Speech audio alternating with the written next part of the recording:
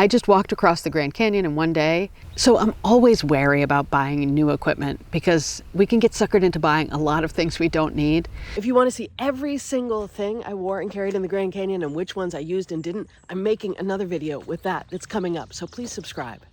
But there were 4 things that I bought specifically for this trip that I'm so glad I spent the money on. So if you're thinking about crossing the Grand Canyon or hiking in a hot, sunny space, I say go for it if you're considering these purchases. The first was a sun hat. It's a kick-ass sun hat with the whole deal, huge brim, and a cloth that hangs over the back of your neck and keeps you out of the sun. That's not something I've needed a lot in Vermont, but that made me a lot more comfortable. The other, very similar, is a sun hoodie. I got this super lightweight sun hoodie.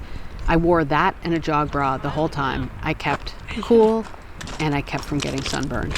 The third thing I bought at the very last minute at an REI on the way to the Grand Canyon, and it's a simple cooling cloth. But that thing was a lifesaver. And in that really hot stretch in the valley, I dipped that in the water every time I had an opportunity. And if there wasn't a stream, I would stop and pour water from my water bladder onto it.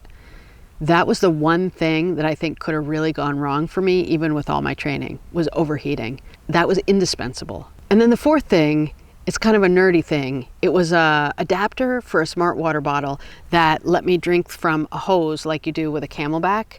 And that way I had one water hose with plain water and another with a bottle full of electrolytes.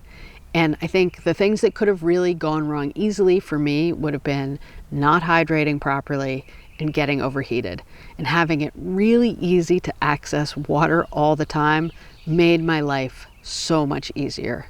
One of the things I found in training was that the last thing I wanted to do was stop, put the pack down, and get things out. The more miles you do, the less you want to deal with that.